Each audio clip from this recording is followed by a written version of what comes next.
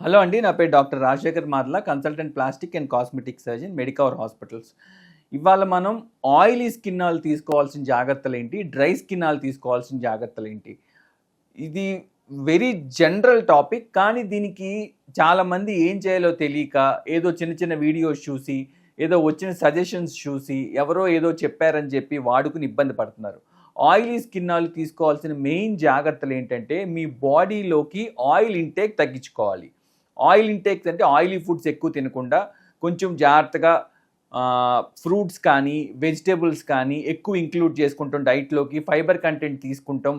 ఎక్కువ సార్లు ఫేస్ని క్లీన్ చేసుకోవటం, ఆయిల్ రాకుండా ఉండేటట్టు ఆయిల్ కంట్రోల్ ఫేస్ వాష్లు ఉంటాయి. నెక్స్ట్ వచ్చేసి కొన్ని స్పెసిఫిక్ ట్రీట్మెంట్స్ ఉంటాయి.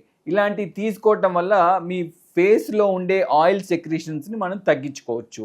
అంతేగాని ఆయిల్ సెక్రీషన్స్ వస్తున్నాయని చెప్పి ఇంట్లో ఉన్న ప్యాక్స్, శనగపిండి ప్యాక్స్ ఏదేదో అప్లై చేసేసి ఫ్రూట్స్ని పేస్ట్ చేసి అది ప్యాక్స్ లాగా అప్లై చేసి ఇలా చేయటం కరెక్ట్ కాదండి. దీనివల్ల మీకు ఇంకా వర్సెన్ అవుతుంది, స్కిన్ ఇంకా ఎక్కువ డ్యామేజ్ అవుతుంది.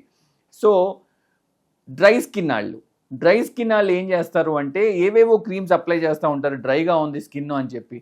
ఇలా కాకుండా ఒక మెడికల్ గ్రేడ్ అంటే ఒక డాక్టర్ ఇచ్చిన మంచి మాయిశ్చరైజర్ని తీసుకుని మీ ఫేస్ని ఎప్పటికప్పుడు మంచిగా మాయిశ్చరైజ్ చేసుకుంటా, దాని మీద సన్ ప్రొటెక్షన్ కూడా వాడుకుంటూ ఉంటే మీకు స్కిన్ డ్యామేజ్ అనేది ఆపుకోవచ్చు.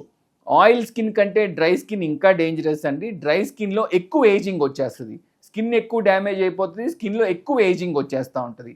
సో కాబట్టి ఆయిలీ స్కిన్ వాళ్ళైనా, డ్రై స్కిన్ వాళ్ళైనా, నార్మల్ స్కిన్ వాళ్ళైనా మీ దగ్గరలో ఉండే డాక్టర్ని కలిసి మీది ఏ స్కిన్ టైపో ఎవాల్యుయేట్ చేయించుకుని దానికి తగ్గ ప్రోడక్ట్స్ మీరు వాడుకుంటే మీ స్కిన్ డ్యామేజ్ అవ్వకుండా ఎక్కువ రోజులు యంగ్గా ఉండేటట్టు, ఎక్కువ ఏజింగ్ చేంజెస్ తొందరగా రాకుండా ఉండేటట్టు మీరు చూసుకుని జాగ్రత్తలు తీసుకోవచ్చు.